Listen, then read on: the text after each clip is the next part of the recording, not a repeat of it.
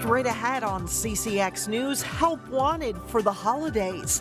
Why this year finding workers is proving to be especially difficult. Plus, new restaurants and new development coming soon to cities such as Brooklyn Center and Crystal. And later, our school spotlight takes us inside the halls of Brooklyn Center Middle School. CCX News starts right now. Hello, everyone, and thanks for joining us. Believe it or not, there are only 66 days left until Christmas. That means the holiday shopping season will soon kick into high gear, but as Delane Cleveland reports, local employers are having a hard time finding holiday help. We haven't even reached Halloween, and yet it's not hard to find retail stores stocked with Christmas decorations. However, finding people to sell those decorations is easier said than done. We've been here 20 years, and I think it's the tightest market we've had in the 20 years we've been here. Dave Looney owns the Woods of Maple Grove, which specializes in gifts and home decor. He's been on the lookout for 8 to 10 sassy new sales associates to work part-time holiday hours since August. It's the first time we've started that early. There's a lot of competition out there for part-time employees. The market's changed. According to officials from the State Department of Employment and Economic Development, the market has changed because baby boomers are retiring. As people leave the workforce, employers are having to replace them. It's very hard to find just the bodies, really. It's just a matter of just not enough people to fill the jobs. She says that's especially true when it comes to retail sales. A quick glance around Maple Grove earlier this month found a number of retailers looking to hire for the holidays. At this point, we have more job vacancies than we have unemployed people in Minnesota, just slightly. Ultimately, Looney says it comes down to the state of the economy. Every year at this time of the year, it's always a challenge to finding enough good people. The only time it wasn't is when the recession was at the slowest time. That said, he's still confident he'll find the employees he needs by mid-November. Yeah, we are getting candidates, not as fast as we have in the past, but the nice thing is the candidates we're getting are good quality people, so we're pleased with that. Meanwhile, Deed released a new report today saying that Minnesota added 6,400 jobs in September. That now drops the state unemployment rate to 3.7%. Mike and Alex? All right, Delane, thank you. A new restaurant is coming to a site in Crystal that used to be an Old Country Buffet. The Old Country Buffet closed its doors at the Crystal Gallery Mall more than a year and a half ago. Now Pizza Ranch has announced plans to take over that space. The franchise is known for its buffet of pizza and chicken. This restaurant will also include an arcade, and it is asking the city for approval of a drive-up window to pick up orders. The 10,000 square foot space will undergo extensive renovation totaling up to $2 million before opening sometime next summer. Heavy construction is underway with a taste of Canada coming soon to Brooklyn Center. Tim Hortons, the largest Canadian fast food chain, is taking over a former car wash site on Brooklyn Boulevard. Tim Hortons is known for its coffee and donuts, but also offers grilled sandwiches, wraps, and soups. There's no word yet on when the new restaurant will open.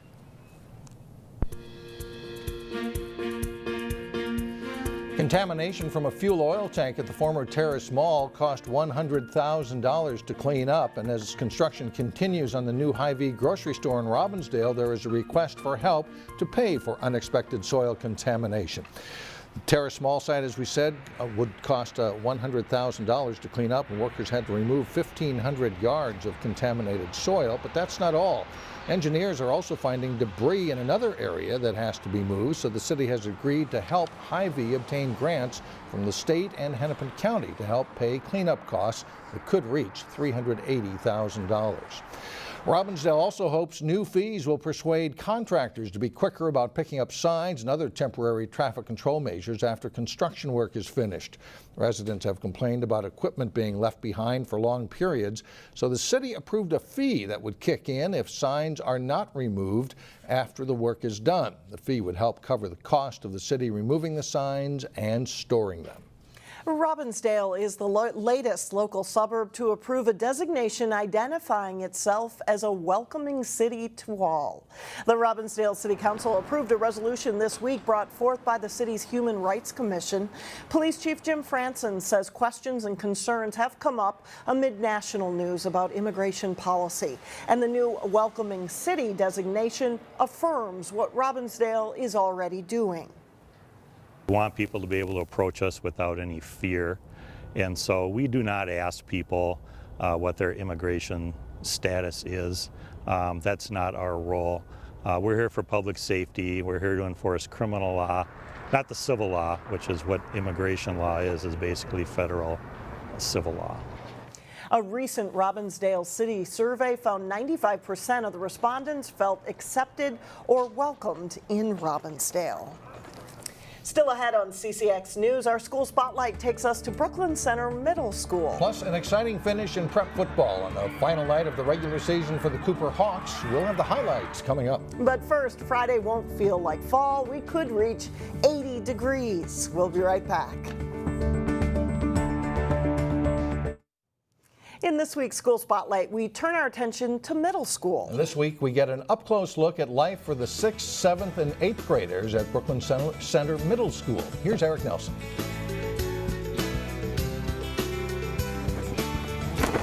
Our mission in the district is to equip every student with the knowledge, life skills, and global perspectives to contribute to society and respond to the needs of an ever-changing world. It's full steam ahead for Brooklyn Center Middle School, thanks to a new STEAM program.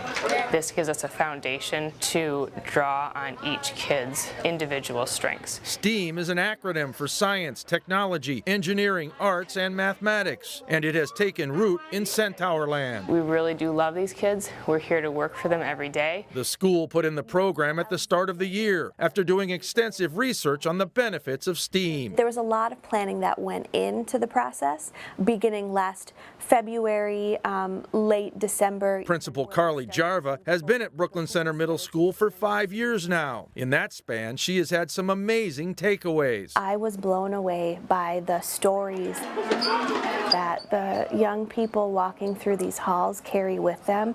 They are truly remarkable people. At BCMS, some of the kids come from disadvantaged backgrounds. 83% of the students receive free and reduced meals. Many of our students experience so many different obstacles and challenges even before they can even get into the front door. Because of that, coming to school with a positive outlook can be daunting, but they find a way to persevere and often thrive. Yeah, I can't wait to get to the second hour. Minnesota Studies, that's my favorite class.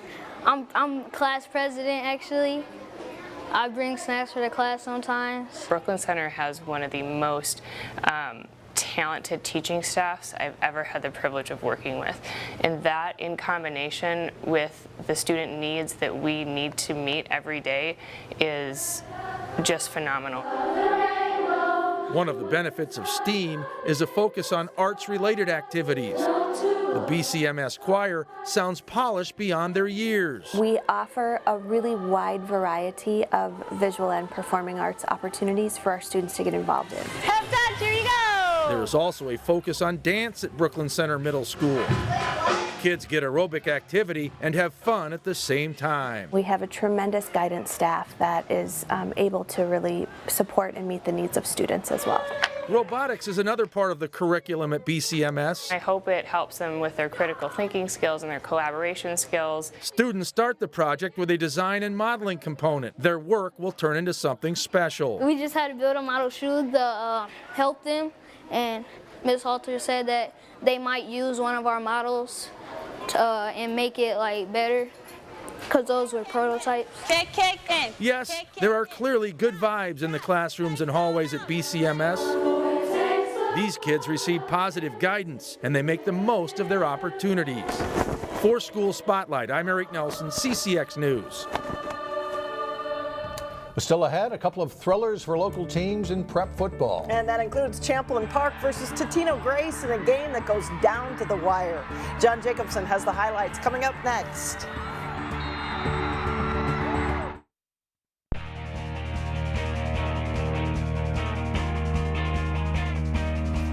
I'm John Jacobson. The high school football regular season wrapped up Wednesday night with some big games. Cooper meeting Irondale for the Suburban Gold title.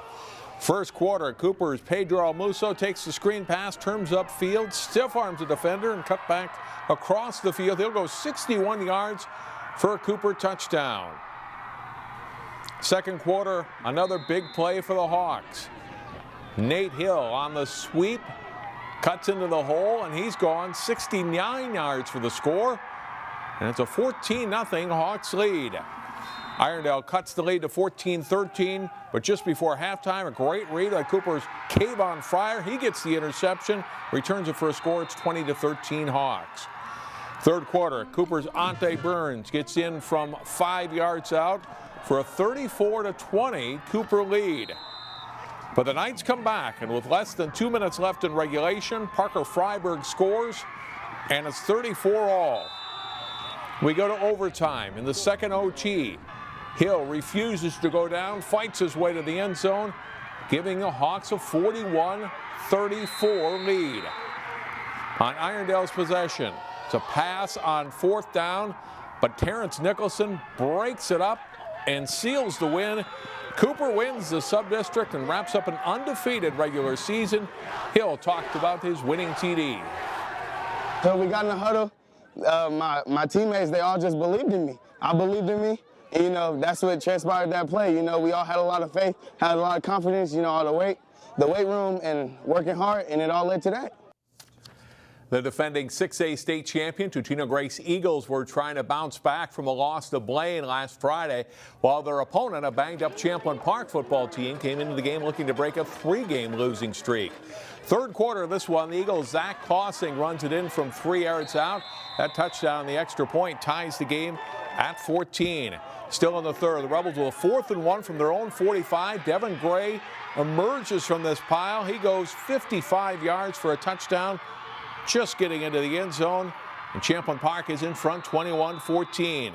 Fourth quarter tied at 21 with 1:08 to play. The Eagles quarterback Peyton Schuler unleashes a long pass to a wide open Isaac Richards. It's a 64-yard touchdown for Grace, and they lead 28-21. But it didn't secure the win. The Rebels have time to rally. After a long kickoff return, Joey Folds passes to Ernest Wardlow, and he comes out of the backfield. He scores from 29 yards out, and it's 28-27. Champlin Park decides to go for 2. And that's the quarterback, Folds, keeping it, getting into the end zone for a 2-point conversion to make it 29-28 Rebels. Somehow there was still time for a last-second field goal try for Totino to win it. Well, this kick will go just wide. What an ending. Champlin Park wins a big one on the road, 29-28 Rebels, the final. After not playing each other from 2008 to 2013, this is now the 4th straight season in which Maple Grove and Wayzata have met. Former Wayzata defensive coordinator Matt Lombardi coaching Maple Grove against former Crimson AD Lambert Brown, who's now at Wayzata. The Trojans will get on the board first. Miles Johnson knocks a 30-yard field goal home. Wayzata leads 3-0 after the opening quarter. Quarter 2 is a different story. At the start of the second, Justin Stolp powers his way in for a 6-yard touchdown for the Crimson. They take the lead for good. 2 minutes later, after a fumbled Wayzata punt snap, Evan Hull gets some good blocks and cuts through the hole to score easily for a 14-13 Crimson lead. Next punt, even worse for the Trojans. Jake Hansen blocks it. Joel Raymond recovers for the easy touchdown into 21-3 lead for the Crimson. And they aren't done yet in the second quarter. 30 seconds left, and Curtis Haugen will throw a strike to Raymond for a touchdown. Maple Grove outscores Wayzata 28-0 in the second quarter on the way to a 35-10 win. The Class 6A playoffs begin next Friday. More on that tomorrow on CCX News. At Providence Academy, the Class 3A Lions hosted Fridley in a Twin City District game. First quarter, Providence strikes big. Maxwell Anderson goes to Julian Caven. The junior breaks a tackle, and then he is off to the races. Caven scores in a 71-yard touchdown pass, and it's 6-0 Lions. That's the score after 1. Second quarter, the Tigers march down the field. Noah Cowenhoven rolls out, throws a strike to Caleb Brandt. 7-yard touchdown. The point after makes it 7-6 Fridley, and that's the score at halftime. Same score in the third quarter. Cohenhoven will scramble out of trouble and finds Nate Soto with the pass. He somehow stays inbounds, cuts back across the field. In all, this play covers 83 yards as Soto gets to the end zone to make it 14-6 Fridley. They go on to win it 27-18 over Providence Academy. Class 3A playoffs for the Lions start next week. And that is all for sports today. Mike and Alex, back to you. All right, thanks a lot, John. In Local Vote 2017, we wrap up our look at Hopkins School Board candidates with another Hopkins graduate. Jen Westmoreland Bouchard now works as a faculty member at Normandale Community College. She is one of 5 candidates running for 3 open positions on the school board. Hi, I'm Jen Westmoreland Bouchard, and I'm running for Hopkins School Board. On November 7th, you'll have the chance to vote for 3 new board members, which means you'll play a huge role in deciding who will lead our district for years to come. I'm a graduate of Hopkins Public Schools, and I've spent the last 17 years working in international education. I currently teach in the World Languages and Cultures Department at Normandale Community College, where I also serve as a federal grant project and budget manager. In addition to my deep knowledge of our community, I have the skill set required to keep Hopkins thriving and evolving to meet the needs of all learners. To find out more, please visit Jen for Hopkins School Board on Facebook. I'm asking for your vote, and I'm asking you to join me in voting for Fartun Ahmed and Chris Latondras. Together, we can take Hopkins to the next level of excellence for every student. One candidate we did not hear from this week is Kevin Bennett, who is also running for the Hopkins School Board. Well, still ahead, celebrating a place many consider to be a second home in Maple Grove. We'll be right back. Finally, a celebration for a source of Maple Grove pride. The Maple Grove Community Center opened its doors in 1997, and this weekend it's celebrating its 20-year anniversary. More than 835,000 people visit the community center each year, and you can see why. There are so many things to do. The facility is home to an indoor playground, a maze, senior center, gymnasium, teen center, pool, skate park, and more. And many improvements have been added to the building over the years. We've upgraded the maze over the last 20 years. We've added a second sheet of ice over the last 20 years. We've just recently improved our parking lot, which is a very nice but subtle improvement. There's always something going on here. This weekend there will be games and events, plus reduced membership fees and prize drawings. And that is all the news for now. Thanks so much for joining us. And we'll see you back here again Friday, starting at 4.